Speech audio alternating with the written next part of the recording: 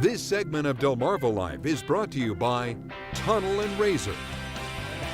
You know, for most folks, family just would not be complete without a little Fido or a little Mr. Whiskers or something else around the house. According to the American Pet Products Association, 65% of households own at least one pet. 42% of households have more than just one pet. And to give you an idea of what our pets mean to us, a Harris poll revealed 91% of owners consider their pet to be a part of the family. Now, you may already know about the love and friendship they offer, but they give so much more. The American Heart Association says pets can reduce your risk for heart disease. Studies also show owning a pet can reduce your stress level, improve your mental health, and keep you in better physical shape. Unfortunately, there's a flip side as well. Yeah, and it's one that really does need to be addressed. Have you ever thought that your pet could actually make you sick? It can happen. Some of the diseases that you can contract can be deadly. Experts say our furry friends can transmit more than 70 human diseases, like cat scratch disease. 40% of cats carry the disease at some point, and if you're scratched or bitten by an infected cat, you can suffer fever, joint pain, headache, fatigue, and weight loss.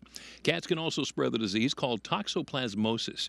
It can cause congenital defects, encephalitis, or meningitis if a pregnant woman's exposed. Dogs can spread ringworm, hookworms, and although rare, rabies, which, if left untreated, is almost always fatal. And if you're a turtle lover, listen up. Up to 90% of reptiles harbor salmonella, which can cause vomiting, fever, and abdominal pain in humans. To avoid infection, experts recommend wearing protective gloves when cleaning aquariums, cages, and removing feces. Use proper hand washing after pet contact, and discourage your pets from licking your face. Experts also advise not to let your pet sleep in the bed with you. Although some pets are more like family, they also walk outside and can bring parasites into your bed. So think twice the next time your pet jumps in your bed with you. Other high-risk animals: amphibians, hedgehogs, chinchillas, rodents, and young chickens. And certain people are more at risk of contracting a disease. They include pregnant women, adults over 65 years old, and kids under 5 years old. Now, if your child is sick or under the age of 5, try to keep them away from puppies and kittens younger than 6 months. Now, if there is good news to this, it's that mature dogs and cats are the lowest risk for spreading infection.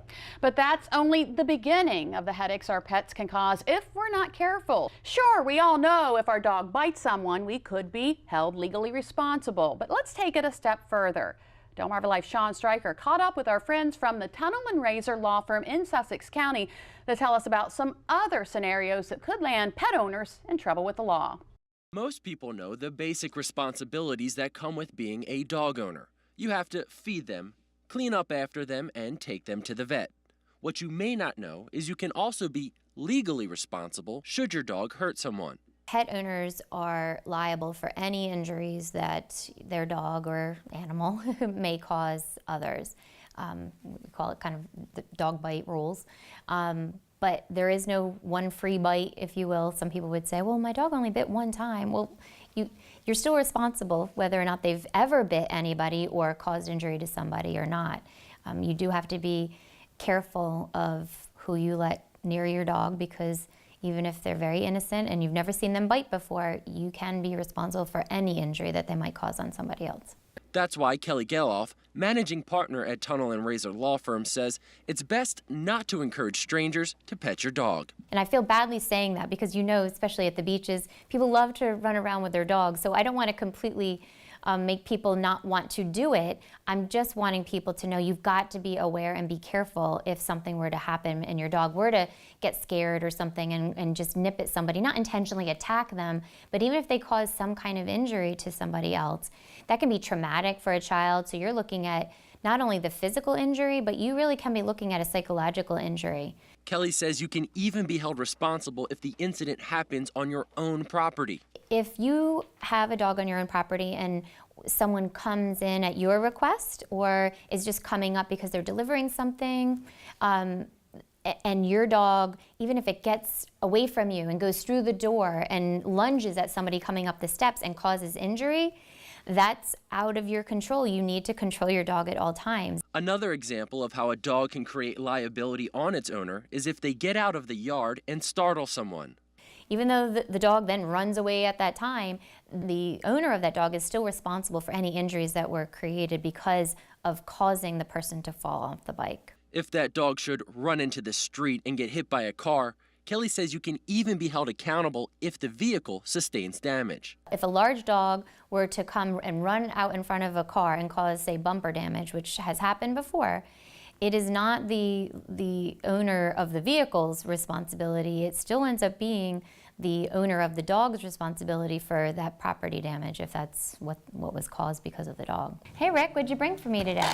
If you are unfortunate enough to have your dog cause injury to someone, Kelly says to check your homeowner's insurance to see if you're covered.